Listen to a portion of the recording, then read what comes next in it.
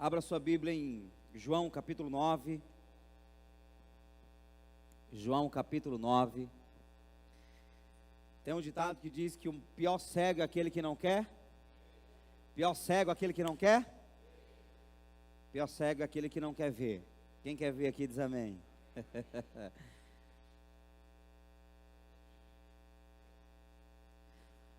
John Wesley, um grande pregador e avivalista do século XVIII, chegou na casa de uma irmã muito simples, muito pobre, uma anciã, que já estava com a idade bastante avançada, e então conversando com ela e vendo o estado de pobreza da sua casa, observando, ele então viu um quadro na sua parede, e tinha um documento naquele quadro, e ele perguntou sobre aquele quadro, e ela disse que foi a patroa dela. Ela trabalhou a vida toda para a patroa, e aí a patroa não tinha filhos, e então deixou ela com aquela casa, e disse que estava deixando aquele quadro de presente para ela, mas ela não sabia ler, não sabia o que significava. E João Wesley percebeu que ali era uma escritura, e ele então foi pesquisar sobre o que aquele documento falava, e descobriu que então aquela senhora patroa tinha deixado toda a herança para aquela mulher, que há muitos anos atrás estava vivendo naquela casa, no estado de pobreza, sendo ajudada pelos outros, vivendo à mercê dos outros, mas havia uma grande riqueza, tanto de bens, tesouros no banco, quanto em muitas terras que ela tinha, e ela passou a vida inteira pobre, porque não sabia que havia uma riqueza, uma herança para ela. E então foi descoberto tudo aquilo, e ela teve noção da grande riqueza que ela tinha, mas já estava tão velhinha, que não dava mais para desfrutar de tanta riqueza. Assim acontece com muitos dos filhos de Deus, muitos de nós, o povo de Deus, que temos uma grande herança, e eu estou sentindo um cheiro, acho que é de um chazinho, não é? Eu aceito. Esse chazinho aí é chique, não é? Pregando aqui, não acontece muito aqui, porque o nosso ambiente é quente e tal, mas no Sudeste, em outros lugares frios, os pregadores pregam uma caneca de chá, chega a fumacinha, vai se levantando, você está tomando chá e nem nada, né? Tá bom, muito bem, é assim que a gente conhece o povo. Acabou. Ainda tem a cartelinha ainda? Se tiver, pode fazer. Daqui para o final dá tempo. Eu agradeço. Vamos lá. Muitos de nós temos uma grande herança deixada pelo nosso Deus e não temos noção. Por isso que de vez em quando eu prego sobre filhos de Deus que vivem como escravos. Existe uma frase também que diz que se o boi soubesse a força que ele tem, não deixava que lhe colocassem cabresto. A cegueira que impede você de enxergar a verdade, que impede você de enxergar aquilo que está à tua frente, ou aquilo que lhe pertence, é na verdade uma grande ferramenta que o diabo tem para nos amarrar a vivermos um estilo de vida que não deveríamos viver. O Senhor Jesus conquistou algo tremendo para nós na cruz. O Senhor Jesus morreu por nós na cruz. Está escrito em Isaías 53, que Ele levou nossas iniquidades, levou os nossos pecados. Portanto, podemos viver como santos diante de Deus, sem acusação do inimigo, sem complexo. Posso ouvir amém? Diz lá também que o Senhor nos curou, que o Senhor conquistou as nossas vitórias, que nós precisamos para o bem-estar do nosso corpo. Então, nós, por alguma dificuldade, por alguma maneira de crermos errado, terminamos não tomando posse daquilo que Deus tem para a nossa vida, e terminamos vivendo como cegos diante de tudo aquilo que o Senhor tem para nós. A Bíblia diz que Deus já nos abençoou com toda sorte de bênçãos espirituais nos lugares celestiais. E a pior cegueira de nós como cristãos é até acreditarmos que tem essa bênção disponível a nós, mas não temos a atitude de tomar posse, porque achamos que Deus quer que vivamos do jeito que estamos vivendo. Então, que Deus possa abrir os nossos olhos nessa noite e nos fazer sair daqui tomando posse daquilo que somos, daquilo que temos em Deus, e passando a viver algo mais profundo da parte do Senhor, em nome de Jesus. Posso ouvir amém? Existe um negócio chamado cegueira espiritual, e eu quero falar nessa noite sobre isso. Cegueira espiritual. Começou o fundo musical aí, acabou, foi? Pode continuar com o fundo musical. Diga comigo, cegueira espiritual. Cegueira espiritual. Balance quem sai do seu lado e diga: eu profetizo que se há alguma cegueira espiritual na sua vida, você vai sair daqui curado. Amém? João capítulo 9, versículo 39 ao 41. A palavra diz, eu estou lendo na tradução King James, que diz assim: então revelou Jesus: eu vim a este mundo para julgamento, a fim de que os cegos vejam e os que veem se tornem cegos. Alguns fariseus que estavam com ele, ao ouvirem essas palavras, perguntaram a Jesus: porventura, nós também somos cegos? Afirmou-lhes Jesus: se vós fosseis cegos, não seríeis culpados, mas uma vez que alegais, nós vemos, por essa razão, o pecado persiste dentro de vós. Essa palavra vem de um contexto de uma cura de um cego. Jesus encontra um homem cego, os discípulos olham para aquele homem, eu acho que o estado dele estava muito feio, e então os discípulos perguntam: Senhor, quem pecou? Este homem ou seus pais, para que ele pudesse viver dessa maneira? E Jesus disse: neste caso, nem ele nem os pais pecaram. Isso aconteceu para que se manifeste nele a glória de Deus. Então Jesus chama eles: quer ser curado? Ele diz: quero. E aí Jesus dá uma cuspida no chão, faz uma laminha,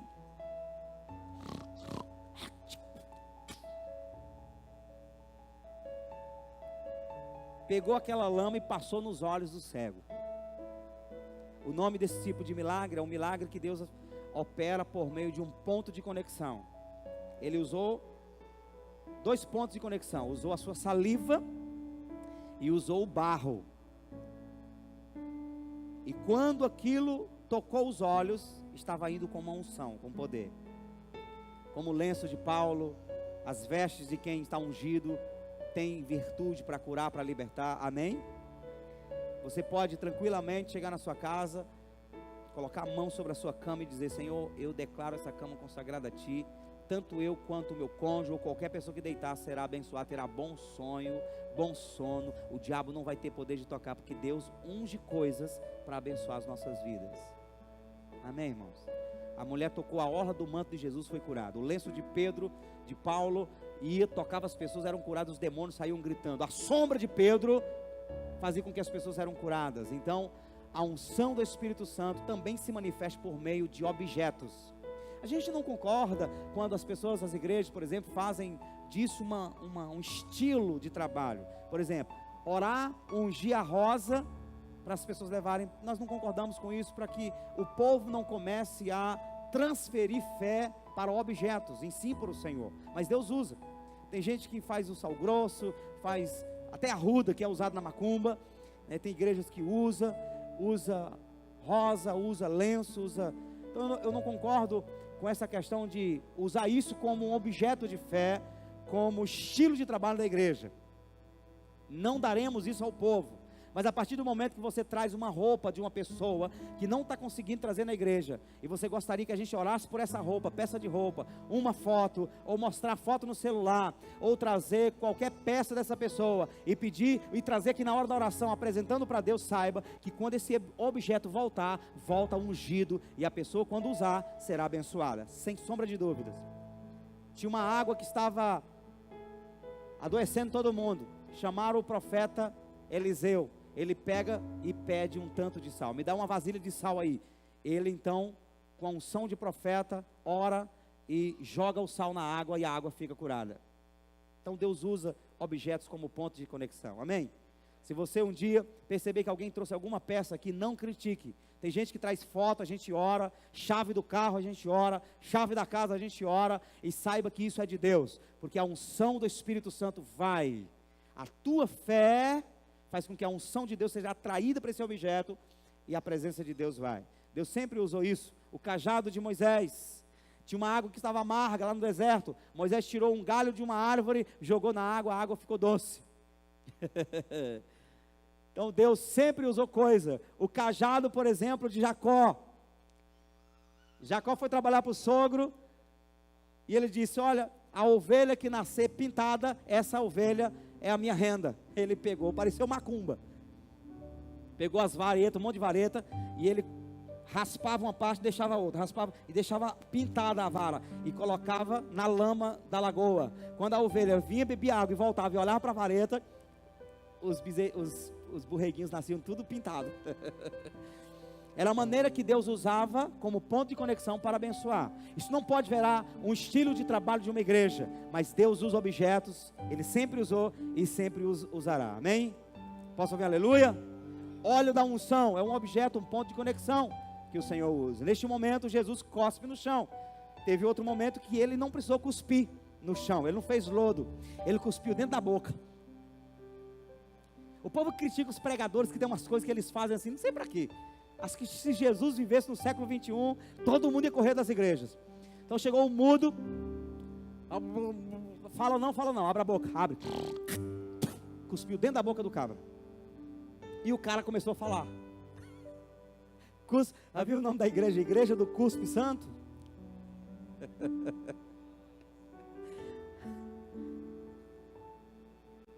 Nesse momento Jesus usou o lodo.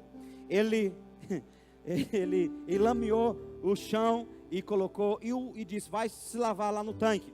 E ele foi e se lavou. Quando terminou de se lavar, estava vendo. E quando ele começou a testemunhar, as pessoas começaram a dizer, não era o cego que estava cego o tempo todo aí? Sim, sou eu. Outros falavam assim, olha, não, ele parece com ele. Ele mesmo falava, sou eu que fui curado. E os fariseus começaram a perguntar, quem te curou? Eu não sei quem me curou, mas o homem disse para eu, lameou meus olhos, disse para eu ir lavar meus olhos nos tanques, lavei e estou vendo. Aí foi aquela confusão, trouxeram para a sinagoga, entrevistaram de novo, entrevistaram outra vez, conta aí como é que foi. Aí o cego começou a ficar, o ex-cego começou a ficar irritado, porque os fariseus estavam investigando demais. Aí ele disse, por que vocês querem que eu conte de novo?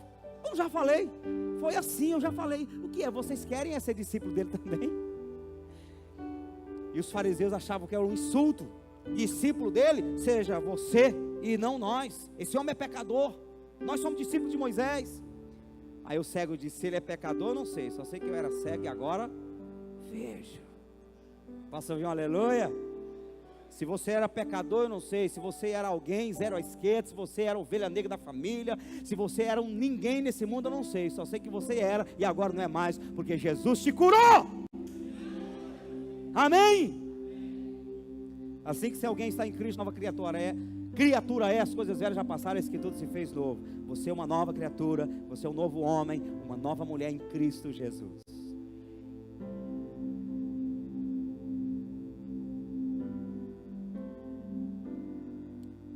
Depois dessa confusão toda, Jesus encontra com o cego. Você está curado, né? É. Você crê naquele que te curou? Quem é, Senhor? É o que fala contigo agora. Eu creio. E se prostrou diante de Jesus. A partir de então, Jesus ele abre a boca diante dos fariseus que estavam criticando a questão, a situação da cura. Então Jesus diz, eu vim a este mundo para juízo, para julgamento, a fim de que os cegos vejam, e os que veem se tornem cegos. Alguns fariseus que estavam com ele, ao ouvirem essas palavras, perguntaram a Jesus, porventura, nós também somos cegos? Eles entenderam o que Jesus falou. Quando Jesus falou assim, os que são cegos vão ver, e os que veem, os que afirmam ver, ficarão cegos, continuarão na cegueira. E eles imediatamente se sentem confrontados, porque eram eles que estavam questionando a cura do cego. E nós somos cegos também? Aí Jesus fala, se vocês fossem cegos, não teriam pecados. Mas como afirmam, vemos, o pecado continua dentro de vós. Essa cegueira espiritual que Jesus fala, não é nada mais, nada menos do que orgulho. Orgulho, diga comigo, orgulho. A maior cegueira de uma pessoa está no orgulho. Sabe aquela pessoa da tua família que você fala e fala de novo e argumenta e mostra tudo, e ele continua ou ela continua dizendo: eu estou certo, eu não estou nem aí porque fala, eu vou fazer assim, e ela não enxerga, ou melhor, não quer enxergar a verdade, por causa de um orgulho. Ela sabe no fundo, isso acontece muito nos casamentos. O marido sabe que está errado, a mulher fala 300 mil vezes, ele sabe que está errado, mas o orgulho é muito grande para ele dizer: realmente estou errado. Enquanto ele argumenta achando que está certo, para a mulher ele está errado. Para a mulher ele não mudou. Mas quando ele diz: realmente eu estou errado, aí ela começa até a se animar. Opa, o orgulho saiu, pode ser que tenha uma chance aí. E vice-versa. Tem mulher que é goteira, tem mulher que é ladainha, tem mulher que pisa no pé e é assim. Não foi, mulher, foi. Não é, mulher, é. Não vai, mulher, foi. Não tem quem muda. Porque ela pisa e o orgulho fala mais alto. E tem muita gente perdendo casamentos, perdendo filhos, perdendo pais, perdendo família, perdendo ambiente de sócio, perdendo ambiente de trabalho, perdendo ambiente de amizade. Por quê? Porque não querem usar aquela frase que diz: eu perco, como é que é? Eu perco a razão, mas não perco o amigo. Eu perco o amigo, mas não perco a razão. Eu vou perder tudo e todos, mas eu vou ficar com a razão. Então, o povo de Deus não deve ficar com a razão. O povo de Deus deve ficar com Cristo, amém? Amém? Por isso que Jesus fala assim, ó: se alguém bater na tua face, dê a outra. Se alguém quiser obrigar você a caminhar uma milha, vai com ele 2. Se quiserem roubar a tua capa, dê toda a roupa. Porque mais vale a vida do que qualquer coisa nessa terra, inclusive do que o orgulho. Você fica com orgulho, perde tudo. Fica sem o orgulho e você ganha o aval de Deus em favor de você. Até, por exemplo, reconhecer que você errou como pai. Chegar para o filho e dizer: filho, me perdoe. De vez em quando a gente faz isso. De vez em quando, fazendo uma retrospectiva da maneira como a gente agiu em alguns momentos com os nossos filhos. E ali porque era marinheiro de primeira viagem, ou, por exemplo, influenciado por outros, falava algumas coisas dos nossos filhos, a gente não ia entender a razão das coisas, e a gente ia, batia, corrigia de maneira dura, e depois os filhos crescem e eles se lembram. Em algum momento eles falam: lembra daquele dia? Foi por isso, você não entendeu e me bateu. Mas eu tinha razão, foi fulano. E aí a gente, já entendendo o contexto: filho, realmente eu errei, me perdoe. Por várias vezes eu pedi perdão pelos meus filhos, por correções que fiz, por injustiça que cometi, porque eu só estava enxergando o erro deles. Quantos de nós não observamos o que está acontecendo com os filhos na escola? Bullying, calúnias, e aí a gente enxerga somente o lado de quem acusou, e bate porque a gente não quer que nossos filhos sejam mal falados, a gente não quer que os nossos filhos passem por situações ruins na escola, e para tentar protegê-los a gente bate, corrige duramente, quando deveria entender os contextos e ser empático. O orgulho nos faz matar, nos matam e nos fazem matar outras pessoas. Então, se nós queremos viver uma vida tranquila com Deus, precisamos abrir mão do orgulho, amém? A Bíblia diz que o Evangelho só alcança os pobres de espírito. Jesus não veio pregar o Evangelho para orgulhosos. O Espírito do Senhor está sobre mim, pois me ungiu para evangelizar os pobres. E Jesus fala sobre os pobres de espírito, aqueles que reconhecem que são espiritualmente pobres, aqueles que reconhecem que precisam de Deus, aqueles que reconhecem que precisam de uma palavra de Deus, de um toque do Senhor. Essas pessoas são alcançadas pelo Evangelho. Sabe por que você foi alcançado pelo Evangelho? Porque você se fez pobre de espírito e Deus foi até você e alcançou você, abriu o seu entendimento. Se depois de evangélico, se depois de cristão, você deixar que o orgulho venha ocupar o seu coração, você deixar que o orgulho venha formar base na sua vida, você vai perder até a graça que você recebeu. Deus passa a esquina longe de quem é orgulhoso, de quem é soberbo. Na verdade, quando nós somos humildes, nos lembramos de Jesus que disse: eu sou manso e humilde de coração. Mas quando somos orgulhosos, Deus se lembra do que Lúcifer, Satanás, fez lá no céu. Então a maior cegueira que um ser humano pode ter é o orgulho. O orgulho impede o ser humano de ver a verdade. E o orgulho é a síndrome de Satanás. O orgulho é um veneno de Satanás. O orgulho é um veneno que Satanás joga nas pessoas e cega seu entendimento. E nós vamos andar um pouco na Bíblia. Quem gosta de ler a Bíblia diz amém. Quem gosta de ler a Bíblia, diga amém.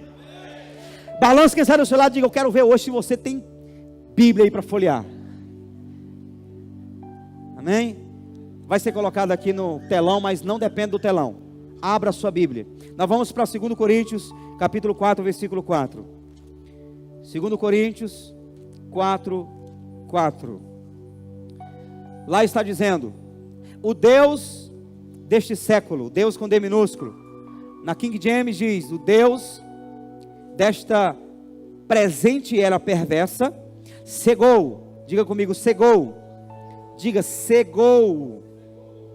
Cegou o entendimento dos incrédulos, dos descrentes, a fim de que não vejam a luz do Evangelho. Diga comigo: luz do Evangelho. Diga: luz do Evangelho. Irmãos, o Evangelho que nós pregamos é luz. Jesus falou: eu sou a luz do mundo. O Evangelho é a boa nova de Jesus, que é a luz para o nosso entendimento. Diga comigo: luz do Evangelho. Eu vou ler novamente. O Deus desta presente era perversa, cegou o entendimento dos descrentes, a fim de que não vejam a luz do Evangelho, da glória de Cristo, que é a imagem de Deus. Se eu quero ver a imagem de Deus, eu não preciso ir para fazer imagem de escultura, porque ninguém viu Deus senão Jesus. Ele não fez imagem de Deus. Se eu quero ver a imagem de Deus, eu preciso ir para o Evangelho. É assim, ó. Eu leio, continuo lendo, e no meu espírito eu vou tendo uma visão de quem Deus é. Essa é a imagem de Deus. Deus não quer que você olhe para uma imagem de escultura para vê-lo. Ninguém jamais vai fazer uma imagem parecida com Deus. Deus quer que você veja Ele pelos olhos da fé, lendo as Escrituras. Aí assim, ó, aí você vai lendo: ai, que Deus lindo, meu Deus, o Senhor é santo demais. Aí vai lendo: eu não sabia que o Senhor era tão misericordioso. Aí vai lendo, meu Deus, que formosura. Aí vai lendo, é poder demais, é muito poderoso. E dentro de você vai se formando uma imagem de quem Deus é. Eu estou me arrepiando todinho, irmão. Não ler Bíblia é igual aquele caso do avião. O filho olhou para um avião e disse: pai, mas o avião é tão pequenininho. Por que ele é tão pequenininho desse jeito? Aí o pai pegou e levou o filho no aeroporto e mostrou um avião, um Boeingzão. Pá. Acho que o Boeing maior que eu já vi foi como é que é o nome lá da capital do Peru? Lima. Nós descemos só para dizer que eu fui em Lima. Eu vi muitos Boeings grandes em São Paulo, mas lá em Lima eu vi um Boeing assim que eu nunca tinha visto na minha vida. Eu vi o começo e não consegui ver o fim. Ele estava, a outra ponta dele estava atrás de uns prédios lá, muito grande. E o pai olhou para o filho: filho, tá vendo esse avião? Sim, estou vendo, pai. Isso é grande, né? Pois é, filho. Esse avião é o mesmo que você viu lá no ar. A questão é que aquele lá você viu de longe, esse está vendo de perto. Então Deus é dessa maneira, depende da posição que você está. Se você está longe de Deus, Ele é pequenininho. Se você está perto, Ele é grande. Fica firme aí, não pula da cadeira não. Então, quando eu leio o Evangelho, Deus cresce para mim. Forma-se uma imagem poderosa de Deus dentro de mim. E eu passo a enxergar Deus como Ele é. E naturalmente a minha fé faz o quê? Aumenta, minha fé cresce. Eu posso ouvir aleluia? Posso ouvir glória a Deus? Por isso que o diabo não quer que as pessoas tenham acesso à Bíblia. Por isso que quando você começa a ler a Bíblia na sua casa, o teu próprio marido, tua própria esposa, teus próprios filhos, teus próprios pais criticam. Quantas vezes ouvimos notícias de pessoas que foram criticadas, os pais dizendo: meu filho vai ficar doido, a minha filha está ficando doida, porque está lendo a Bíblia. É claro, vai ficar doido mesmo. Paulo disse que os crentes são considerados como loucos. Por quê? Porque antigamente Deus era aquela formiguinha para eles. Eles passam a ler a Bíblia, Deus passa a ser grande, a linguagem muda. A linguagem naturalmente vai mudar. Aí quem não está vendo Deus de perto vai dizer: está doido, está fanático.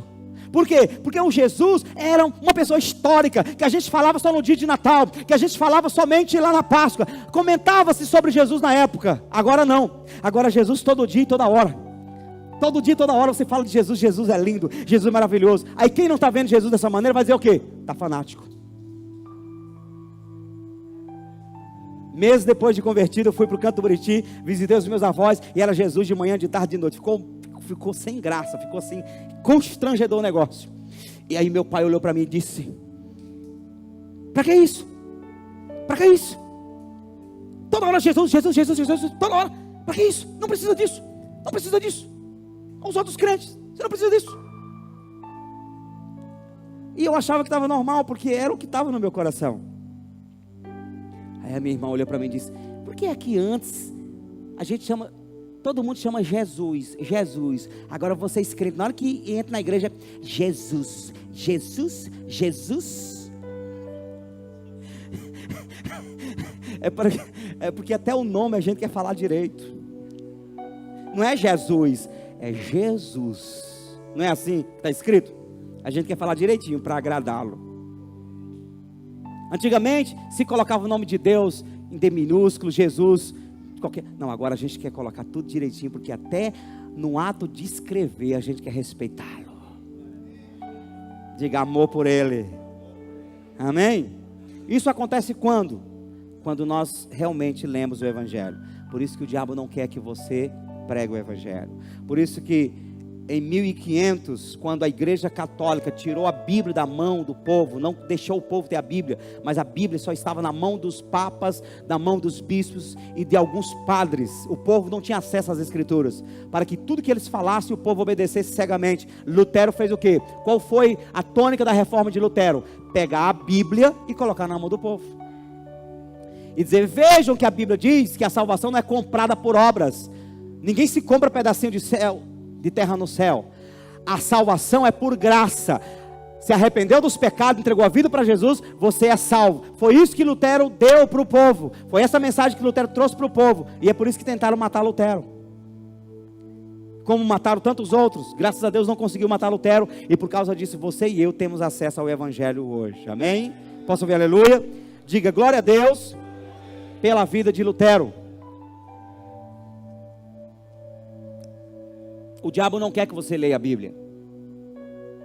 Quantas vezes você pega a Bíblia para ler na sua casa? Quantas vezes você consegue abrir mão de coisas, atividades e ter um tempo somente para ler a Bíblia? Quem tenta colocar isso como estilo de vida vai testemunhar que a guerra é muito grande, pelo menos no começo. Há uma luta de distração. O inimigo faz tudo para não chegar lá. Uma vez chegando lá, ele fica distraindo. Então pega o celular, joga, larga tudo, senão você não vai conseguir ler. Uma das tentações é você: não, eu não vou ler a Bíblia não. Hoje eu sou moderno, sabe? Eu sou de uma geração diferente. Então Bíblia de papel está passando, isso vai ser passado, já vou me acostumar desde agora. Então é no tablet, não tablet não, no celularzinho, vou ler no celularzinho. Aí você tenta ler um versículo no celular e alguém te manda 300 mensagens no WhatsApp, Facebook, e você fica: eu vou ler, eu vou lá ou não vou? Aí fica lendo: mas agora eu vou lá. Aí vai lá e volta, e fica nessa peleja e nunca consegue ter conteúdo poderoso para dentro de você. Porque ler a Bíblia não é como se ler um livro qualquer, uma revista, uma informação, uma página de jornal. Ler a Bíblia é meditar. E quando você medita, disse B. Joshua, você faz uma visita a Deus. Está cheio de crentes vazios, fracos, sem autoridade espiritual, sem poder, sem vigor, sem força, sem fé. Por quê? Porque não lê a Bíblia. E o diabo quer isso mesmo, que você não lê a Bíblia. Porque quando você lê a Bíblia de verdade, Deus cresce diante de você. Você passa a enxergar Deus como Ele de fato é. Amém?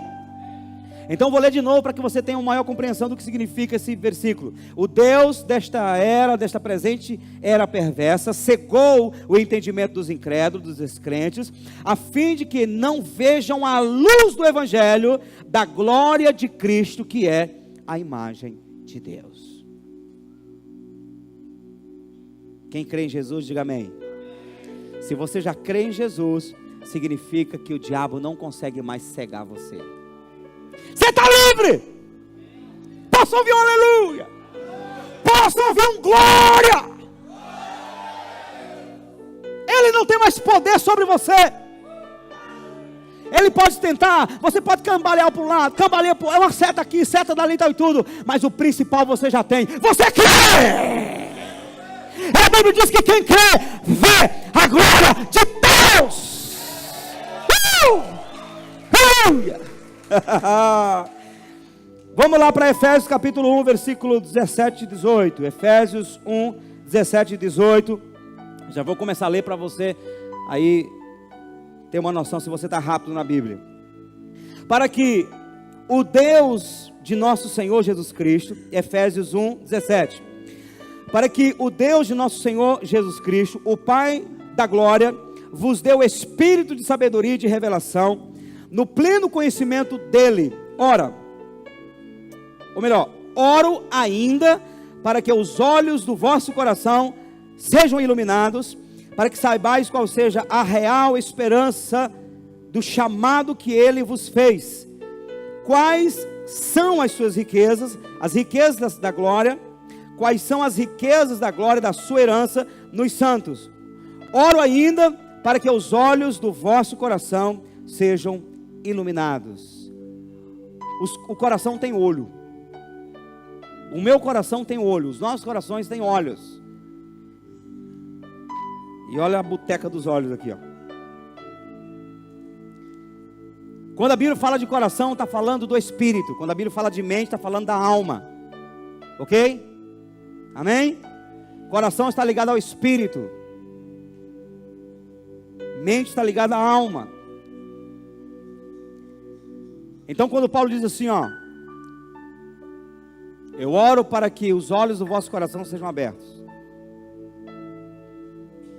Em outra tradução vai dizer que são os olhos do os olhos do entendimento. Entendimento está ligado a raciocínio. Raciocínio, quem tem, é somente quem tem a característica de pessoa. Só animal racional tem raciocínio. Isso é o que nos difere de animais irracionais. Animal irracional tem corpo e tem alma. Sente, já viu um animal chorando? Já viu um animal triste? Já viu um animal feliz com a caudinha balançando? Já viu o Hulk feliz? Eu preciso me retratar. Eu falei que o Hulk era feio. Eu não estou falando do Hulk filme, não. É um Hulk, um cachorro, um cãozinho do André Madalara. Aí, eu ouvindo a live, eu percebi realmente que eu chamei o cachorro de feio. Disse que era a coisa mais feia do mundo. Eu até disse que eu era mais bonito que o Hulk. Ficava feliz. Aí minha esposa disse: vem cá, presta atenção. Você acha mesmo? Olha para a natureza dele. Aí eu fui meditar no Hulk.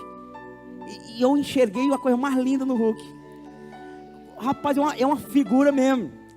É que quando você vê assim, você não está acostumado com as raças, mas é uma raça linda, maravilhosa. Você vai observar, é maravilhoso. Eu vou lá pedir perdão para o Hulk. Eu vou fazer tirar uma foto com ele e divulgar no Instagram. Já viu um cachorrinho feliz? É a coisa mais linda do mundo. É lindo demais. Um animalzinho feliz, porque ele tem alma. Ele sente as coisas.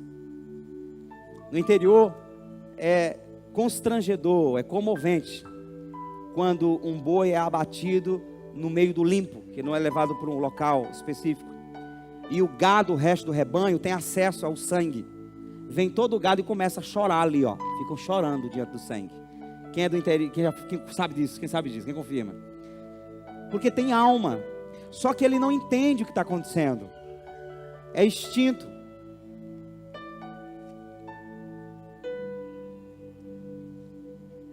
Por que o apóstolo Paulo fala dos olhos do entendimento? Porque nós temos raciocínio. O raciocínio está no espírito. Amém? Deus fez o homem alma vivente. Ele era igual um animal. Ele não entendia nada. E depois a Bíblia diz que Deus fez assim, ó. Soprou nas suas narinas e disse: recebeu o fôlego de vida. Esse fôlego de vida é o raciocínio. É quando ele começa a entender. E é nesse espírito que ele tem conexão com Deus, que ele entende Deus.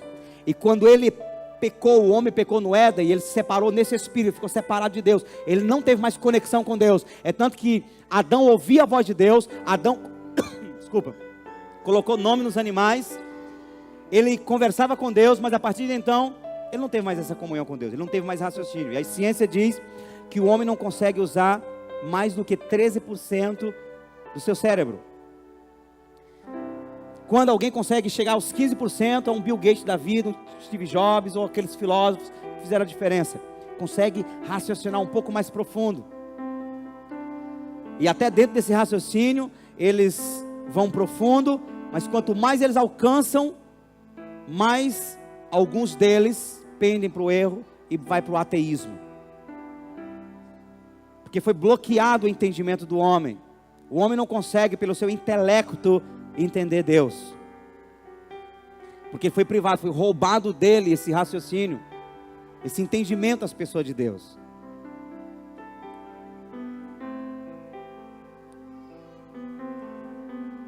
Com o que dizer de médicos, de cientistas que descobrem e que conseguem explicar toda a anatomia humana, e eles não conseguem enxergar que tudo isso veio de um Deus supremo, que jamais isso poderia ter surgido do nada.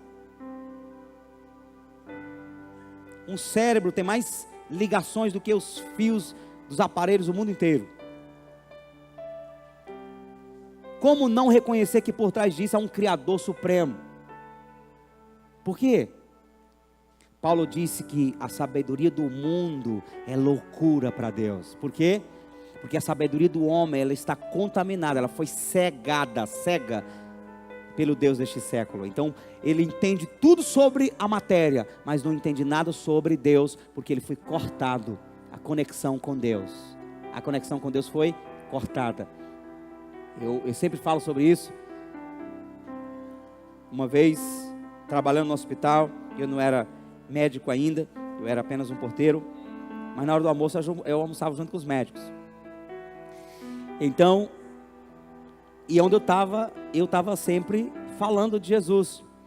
E o médico falou, disse, olha, eu já li a Bíblia 5 vezes, de Gênesis a Apocalipse, e não consigo entender nada disso que você está falando.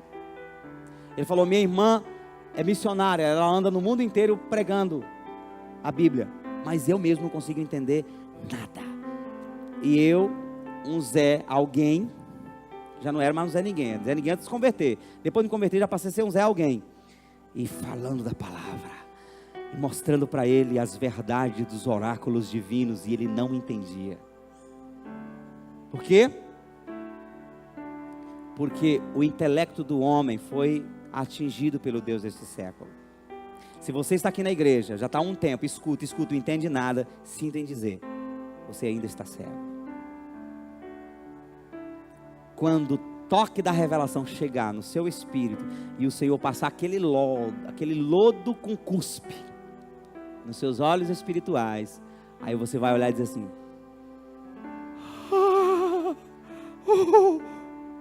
é verdade. Não é assim que acontece? Agora eu entendi. Amém? Às vezes acontece assim, pô, de uma vez. E às vezes acontece assim, gradativamente.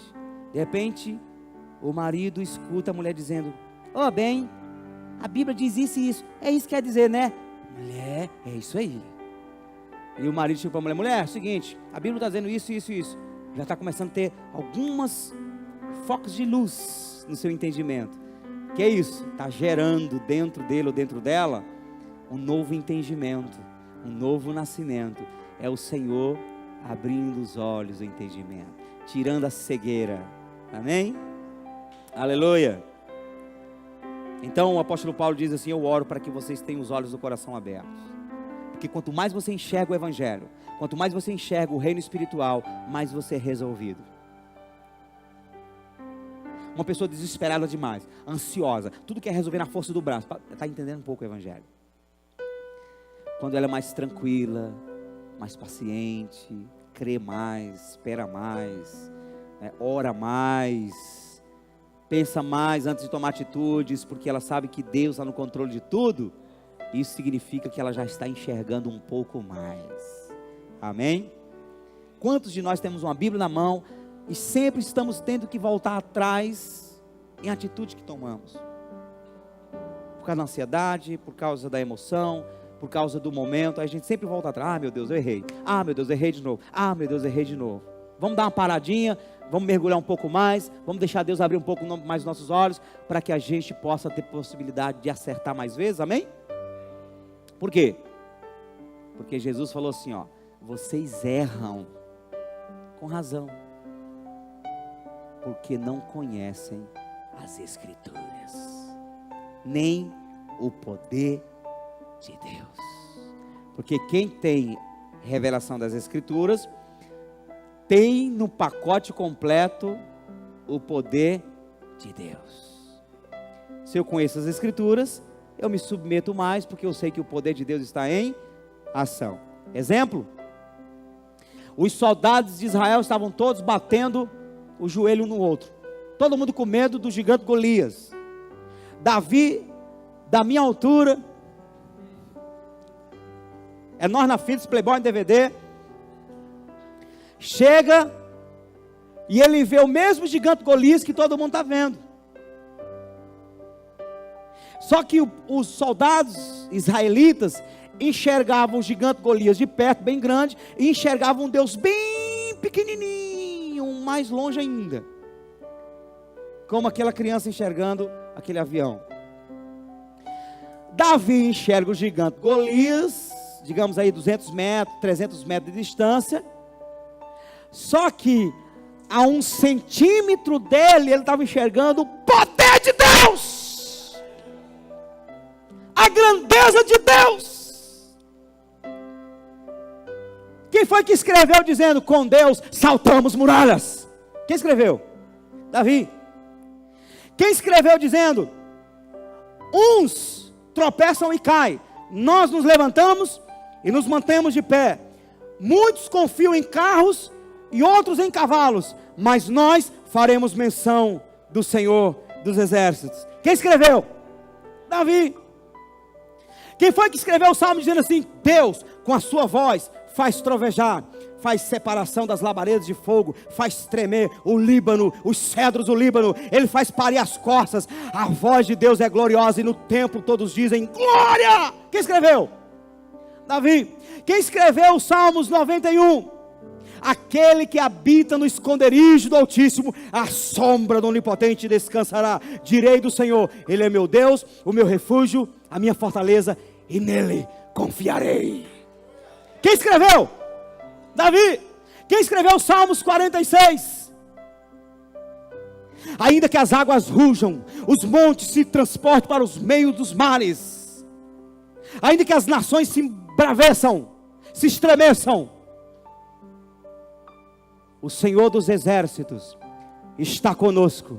O Deus de Jacó é o nosso refúgio. E ele disse, aquietai-vos e sabei que eu sou Deus. Serei exaltado entre as nações, serei exaltado sobre a terra. Sou eu que quebro o arco, corto a lança, queimo os carros no fogo. Ah, é Deus demais. Quem escreveu? Davi. Quem foi que disse em Salmos 23? O Senhor é meu pastor, nada me faltará, inclusive a proteção. Deitar-me faz em verdes pastos, guia-me mansamente a águas tranquilas, refrigera a minha alma, guia-me pelas veredas da justiça por amor do seu nome. Ainda que eu andasse pelo vale da sombra da morte, ainda que eu estivesse debaixo da espada de Golias, não temeria mal algum, porque tu estás comigo, o teu bordão e o teu cajado me consolam. Preparas uma mesa perante mim na presença dos meus inimigos, unges minha cabeça com óleo e o meu cálice transborda, e eu sei que por causa disso eu vou habitar na casa do Senhor para sempre, e é por isso que eu creio que Golias não vai me matar, eu é quem vou matar ele. É como você enxerga. Golias era do mesmo tamanho para Davi, só que Deus era maior. Sabe o que a palavra de Deus diz para você e para mim hoje? Maior é o que está em nós do que o que está no mundo. Ah, povo mole, sapateia aí, dá um glória, diga alguma coisa. Mexa-se, porque o teu Deus não está morto, o teu Deus está vivo. Posso ouvir aleluia? Posso ouvir um glória a Deus? Balança alguém aí, diga acorda, irmão.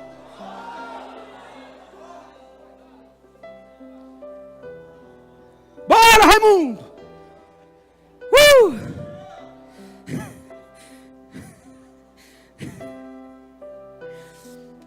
Apocalipse capítulo 3, versículo 17. Apocalipse 3, 17. Diz assim: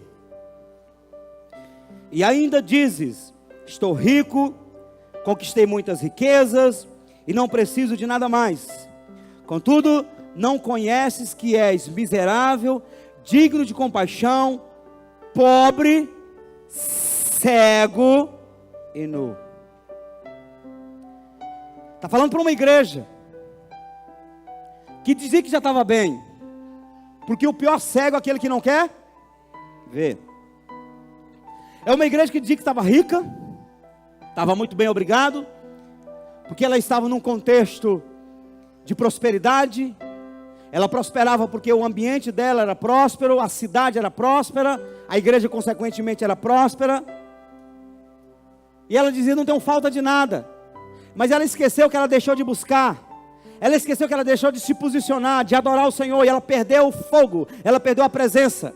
É tanto que Jesus fala que ela não é nem quente nem fria, ela é morna, tem um pouco de Deus e um pouco do mundo. E Jesus dá um conselho para ela, e o conselho é 18: portanto, ofereço-te este conselho: adquire de mim ouro refinado no fogo, a fim de que te enriqueças, roupas brancas, para que possas cobrir a tua vergonhosa nudez. Jesus chama aquela igreja de nu, uma igreja despida. E compra o melhor colírio, para que ao ungir os teus olhos, possas enxergar claramente.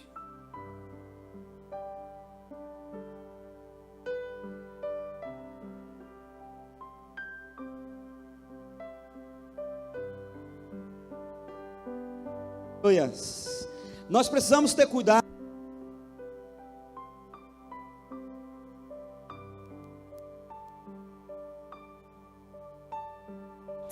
Gay. Aleluia. Nós precisamos ter cuidado. Acabou de novo. Acabou não. Para que o mundo não venha cegar a nossa vida. Amém? O que o mundo pensa em relação a Deus? Em relação à fé, em relação a Cristo, em relação à saúde, em relação ao casamento, à criação de filhos, em relação à nossa identidade, em relação ao casamento homossexual. O que o mundo pensa em relação à eutanásia? O que o mundo pensa em relação à ideologia de gênero? O que o mundo pensa em relação a tudo que nós vemos e nos deparamos hoje? O que o mundo pensa? Saiba que geralmente o que Deus pensa é diferente do que o mundo pensa, porque a Bíblia diz que a sabedoria do mundo é loucura para Deus. A sabedoria do mundo é loucura para Deus. Então o mundo vai buscando suas soluções. Deus já tem a solução na Bíblia. Posso ouvir amém? Posso ouvir aleluia? Aleluia. E se nós não tivermos cuidado, em nome de estarmos atualizados, em nome de vivermos contextualizados com a nossa geração, vamos cegando. A gente para de enxergar, a gente deixa de ver o que Deus vê e passamos a ver o que o humanismo vê. Colocamos o homem no centro e tiramos Deus do centro. Essa igreja estava vivendo esse momento. Ela estava cega, e Jesus falou: você precisa de colírio nos olhos, você não está enxergando claramente, você precisa voltar a ver como você via antigamente. Detalhe, ou melhor, exemplo: você se converteu. Quando você se converteu, você começou a perceber o quanto você era sujo, e você foi tirando as iniquidades da sua vida, e você andou durante um tempo nessa santidade, considerando, não deixando que o pecado entrasse mais em você. 5 anos depois: tem problema não, tem problema não, tem problema não, problema não, isso aqui, tem problema não, porque naquele tempo eu era verdinho, agora eu sou maduro, eu posso fazer isso aqui. Nadinha, está cego, está se cegando, O que era pecado há 5 anos atrás continua sendo pecado hoje. Posso ouvir amém? O que separava de você há 5 anos atrás, separa ainda hoje. É só você cultivar que você vai perceber que você perde a tua fé. É por isso que tem muita gente que é madura na fé, entre aspas, mas não tem mais fé. é maduro, não, agora eu sou maduro, mas não tem mais fé para orar, não tem fé para passar tempo na presença de Deus, não tem fé para ler a Bíblia durante um bom tempo, porque ela acha que não precisa mais disso, ela já sabe de tudo. O pior cego é aquele que não quer ver. E os fariseus tinham dificuldade de enxergar o evangelho justamente por isso, porque eles achavam que estavam bem, eles achavam-se melhor que Jesus. Inclusive eles diziam: esse homem é pecador, nós somos discípulos de Moisés. Então nós corremos o risco de deixar o mundo entrando, daqui a pouco nós estamos cegos, enxergamos tudo, menos aquilo que Deus está vendo. E aí vem uma pessoa, começa a se levantar, começa a se santificar, começa a andar num ritmo diferente, num estilo de vida diferente, e nós como cristãos, há 10, 20 anos na igreja, começamos a achar estranho. Preciso de tudo isso não,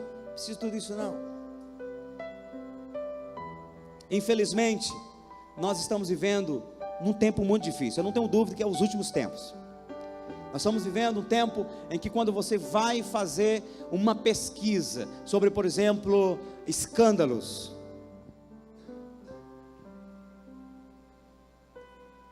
você vai perceber que os maiores escândalos têm surgido dos próprios líderes espirituais. Aí você perde força, entre aspas. Meu Deus, se esses homens que conhecem a Bíblia estão escandalizando dessa maneira, tomando essas atitudes, e aí, como é que fica? Como é que fica? A Bíblia diz que outra vez vereis a diferença entre o ímpio e o justo, entre o que serve a Deus e o que não serve. Você continua firme, você continua buscando a Deus, e você fará toda a diferença. Não importa se Judas traiu Jesus, não importa se Ananias e Safira caíram no meio do caminho, não importa. A Bíblia diz: 10 mil cairão ao teu lado, 1000 cairão ao teu lado, 10 mil ao teu direito, tu não será atingido. Se você fizer de Deus o teu refúgio, se você continuar buscando o Senhor para manter os seus olhos abertos para aquilo que Deus vê, você não vai cair. Eu me lembro de um versículo de Judas, o livro de Judas, a carta de Judas. Não foi de Judas que traiu Jesus, foi o outro Judas, irmão do Senhor. E o versículo 24 ele diz: e aquele que é poderoso para vos guardar de tropeçar. Entendeu? Você não se guarda, você não tem força suficiente para se manter de pé, mas a Bíblia diz que Ele é poderoso para nos guardar de tropeçar. Então não fica aí achando que você já é, que você já tem, que você já faz, que você já é tudo. Não, dependa dEle, busque a Ele, e Ele vai te guardar. Glória a Deus. Se alguém não me atualizar da hora, eu vou embora. Oxente, pensei que era 8h40 ainda. No capítulo 13 de Ezequiel, versículo 10, eu vou ler com você. Eu não quero só citar, porque eu quero meditar, ainda que seja só ele, só que não. Ezequiel 13, versículo 10. Eu vou ler na tradução King James. Você vai ter uma outra tradução, vai ter uma tradução atualizada aí, ou a corrigida, que você quase que não vai entender esse versículo, mas graças a Deus pelas outras versões que nos ajudam bastante. Visto que fazeis meu povo desviar, está falando dos profetas, é uma palavra de Deus contra os profetas.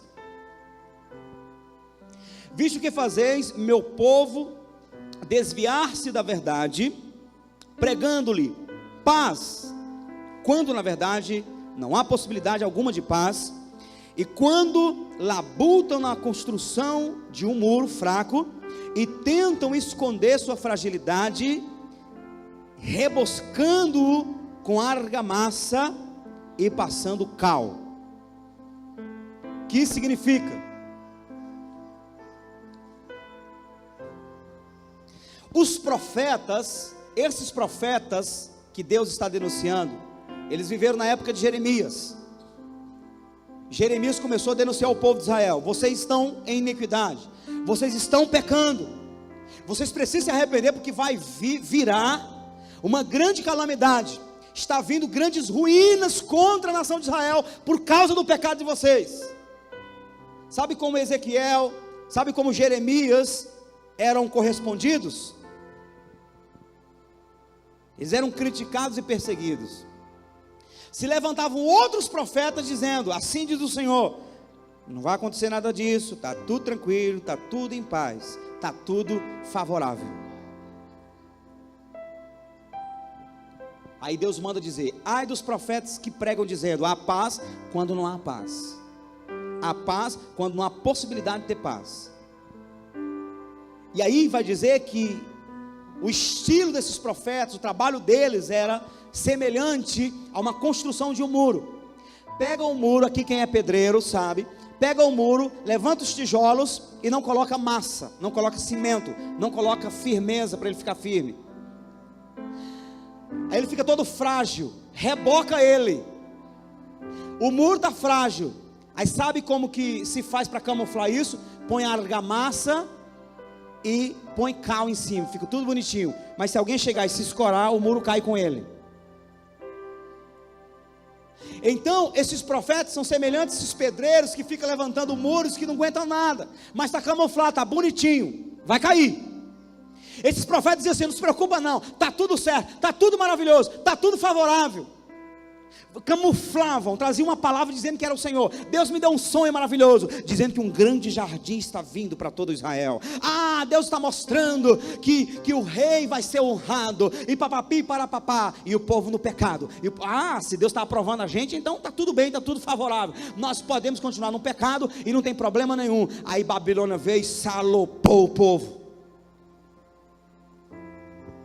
Estamos vendo isso hoje.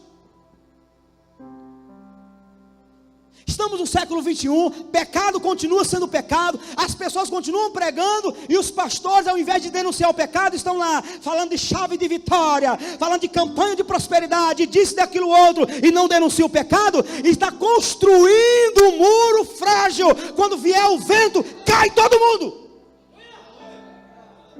Quando vier o vento da perseguição, não fica um de pé. Com toda a dificuldade, com todos os erros, com todas as lutas e fragilidades que nós temos, eu quero dizer para você uma coisa: neste lugar, você vai continuar ouvindo que pecado é pecado, você não deve se divorciar, você não deve pecar, adulterar, não deve mentir, não deve roubar, não deve assinar documentos errados. Você tem que se firmar em santidade, porque nós estamos firmando uma casa firme para Deus. Os ventos virão. A Bíblia diz que tanto o justo quanto o ímpio levanta uma casa. Um levanta a casa na rocha, o outro levanta a casa na areia, e o vento bate tanto numa casa quanto a outra. Se prepare, os ventos vão bater, as perseguições virão. Estamos vivendo os últimos tempos. Só vai se manter de pé aquele que de fato ficou firme no Senhor. A igreja precisa acordar, os pastores precisam ser despertados para continuar pregando a palavra. Há uma cegueira espiritual diante dos nossos olhos. O diabo quer cegar cada um de nós, e precisamos nos alertar, nos voltarmos para o Senhor, nos arrependermos, comer a palavra, nos firmar em jejum, oração, para que o diabo não nos cegue. No capítulo 6, versículo 39 de Lucas, Jesus vai falar dos fariseus. Ele diz: pode um cego guiar outro cego? Não cairão ambos na cova? No capítulo 23, versículo 16 de Mateus, Jesus vai dizer para os fariseus: vocês são condutores cegos. E nós estamos vivendo esse contexto desde 350, 400, depois que os apóstolos morreram, os discípulos apóstolos morreram, que a igreja começou a cair na cegueira. A igreja romana, católica romana, ela se levantou a partir de 300 depois de Cristo. Ela foi mudando os rumos, e ela não se preocupava mais em salvar as almas, ela se preocupava em conquistar a terra. O império romano é o mais poderoso em toda a terra até hoje. Por quê? Porque foi conquistando terra em todo o mundo. Esse era o foco. Em nome de Deus se matava as pessoas, em nome de Deus se destruía as pessoas. E eu não tenho medo de falar isso, porque eu não estou falando, denunciando algo que não existe. Está a história para dizer. Todo professor de história sabe disso. Se quiserem prender o pastor porque está falando mal disso, vai ter que prender todos os professores que na sala de aula estão dizendo: a igreja católica tem sangue nas mãos.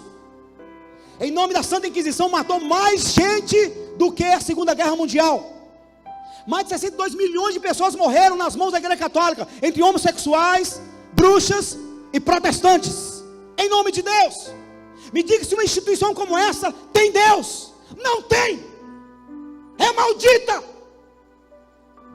Tem sangue nas mãos. E quando você pensa que está todo mundo bem, eu vou dizer uma coisa para você: você é igual aos profetas que dizem há paz e não há paz.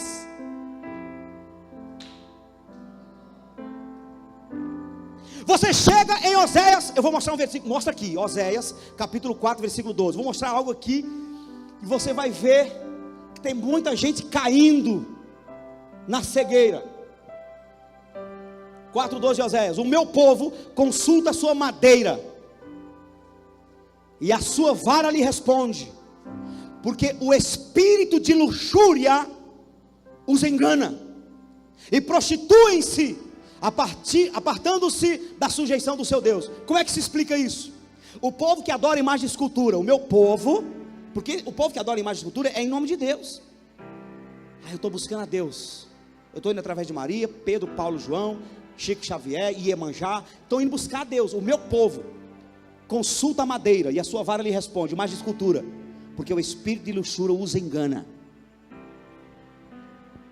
Aí você chega diante do sacerdote, do líder espiritual, que deveria denunciar, que deveria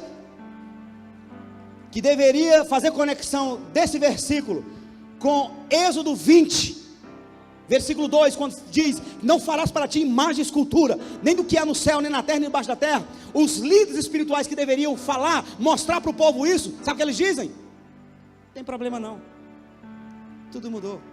Você não deve levar a Bíblia para o literal. Então eles dizem assim: matar, tudo bem, não pode matar. Roubar, está errado. Mas uma imagem de escultura, Deus sabe que a gente precisa de uma fezinha. Ou tipo, diz assim: não, a gente coloca aqui é só para fazer lembrança, não é para venerar. E está todo mundo lá, se benzendo. Eu chego na casa da minha avó, e ela já começa, porque sabe que do nosso posicionamento. Ela diz: meu filho, eu não adoro, é igual uma foto sua. Aí eu pergunto: quantas vezes a senhora olhou para minha foto e se benzeu? E pediu ajuda à minha foto? Ou pessoas, parentes que morreram, quantas vezes a senhora foi lá para a foto? Nenhuma. Mas a senhora vai para mais de escultura se benzer, não vai? Vou. Então é idolatria. É idolatria. E a Bíblia diz que a abominação é uma prostituição. Está lá em Oséias. O povo se prostitui, porque quando a pessoa deixa de adorar a Deus para adorar um santo, é uma prostituição. Porque a palavra prostituição é você fazer uso aviltado, uso errado de alguma coisa. Jesus falou que para se adorar o Pai, deve ser adorado em espírito e em verdade. Quando eu deixo de adorar a Deus em espírito e em verdade, eu vou por meio da imagem de escultura e estou me prostituindo espiritualmente. E esses líderes que estão em cima dos altares, fazendo culto ou missa, e que não falam essa verdade, são profetas do engano. Não falam a verdade, o povo acha que está bem, e o povo caindo no pecado, e tendo uma massageada de ego. Tem nada não, o pastor diz que está tudo bem. Todos os dias a gente recebe mensagem de alguém perguntando: pastor, pode fazer isso? Pastora, pode fazer aquilo? E você percebe que alguns começam a buscar ajuda, como se estivesse realmente buscando um apoio do pastor ou da pastora. Me diga que está certo, me diga que não tem problema não, pastor, porque eu estou com tanta vontade de fazer isso, eu estou com tanta vontade de fazer aquilo. Me diga, porque elas querem responsabilizar os líderes o erro delas. Não, tudo bem, se o pastor diz que pode, então já é menos mal.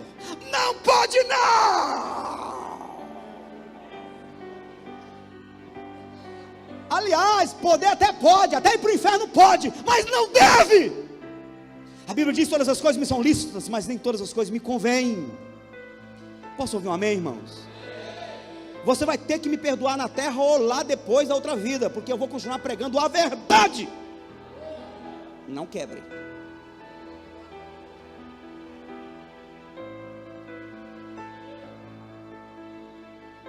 Porque só existe uma maneira de você tirar cegueira dos olhos espirituais: é batendo. Por quê, pastor? Sim, cegueiras físicas, vai lá na clínica, eles vão usar uns leizinhos, vai usar umas ferramentas e tira. Cegueira espiritual só se tira batendo. Jeremias 23, 29. Não é a minha palavra como martelo que quebra a pedra? Sabe quem cega os olhos do coração? Pedras, petrificações. E eu tirarei o coração de pedra do vosso coração. Tirarei o coração de pedra e darei um coração de carne. Se o coração está de pedra, sabe como é que nós tiramos essa pedra para você começar a enxergar? Levando a palavra como marreta. Você tem que ouvir a verdade. Ouça de novo. Ouça mais uma vez, até que essa pedra do inferno seja quebrada e o teu coração comece a enxergar a verdade. Porque conhecereis a verdade e a verdade vos libertará. Vamos colocar de pé. Os fariseus diziam: nós não somos cegos.